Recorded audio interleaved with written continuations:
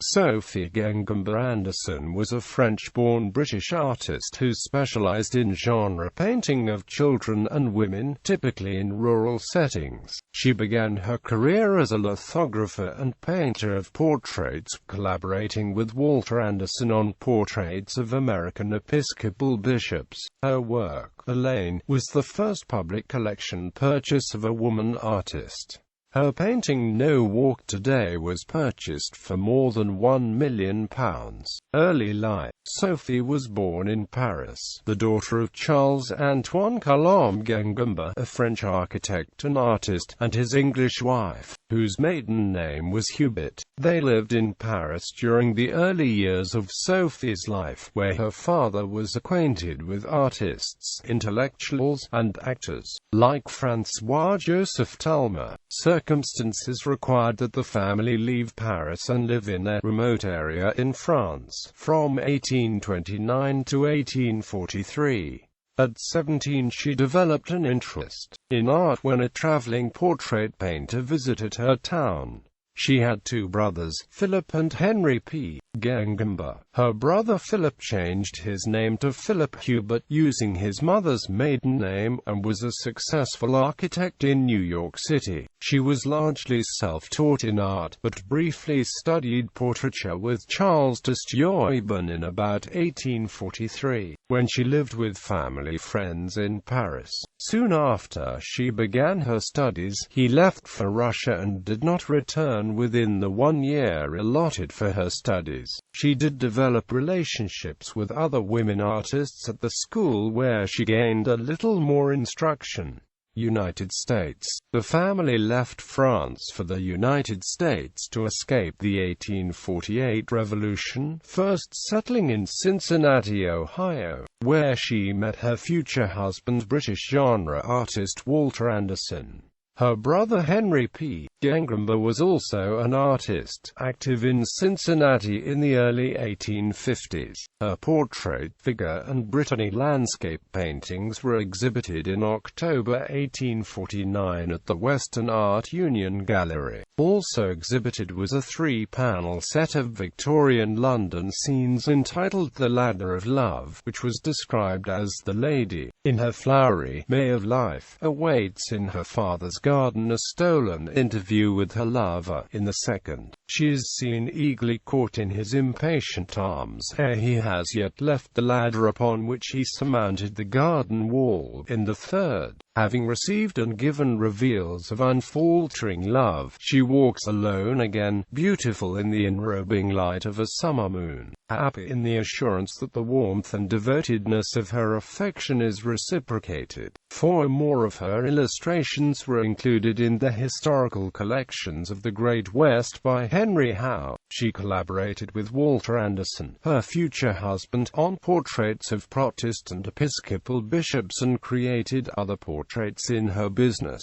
She then lived in Manchester, Pennsylvania with her parents, where she is believed to have married Walter Anderson. She worked there for the chromolithographers Louis Prang and Amp Company, Europe. In 1854 the Andersons moved to London, where Sophie exhibited a still life of fruit, vegetables, game and fish entitled An American Market Basket at the Society of British Artists by 1855. It was considered an admirable composition, made with surprising truth. Her works were also exhibited at the Royal Academy. They returned to Pennsylvania in 1858 for a long visit with her family, during which time she exhibited at the Pittsburgh Artists Association in 1859 and 1860.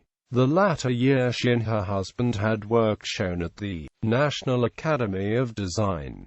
She then settled in London again around 1863. Anderson's work was widely exhibited at venues including the Royal Academy, the Royal Society of British Artists, and the British Institution. To manage her health issue, they moved to the Isle of Capri in 1871, where they lived, painted, and entertained society in a house with a large garden called Villa Castello. Capri was an artist colony at that time. Its residents included Frederick Leighton, Walter McLaren, John Singer Sargent, Edouard Alexandre Sain, and Jean Benner. She exhibited at the Grosvenor Gallery between 1878 and 1887. Anderson made Italian genre and neoclassical paintings, including paintings of peasant women and children, at a time when it was difficult for women to have a successful artistic career. These paintings, generally made by men, allowed for her to have a successful career.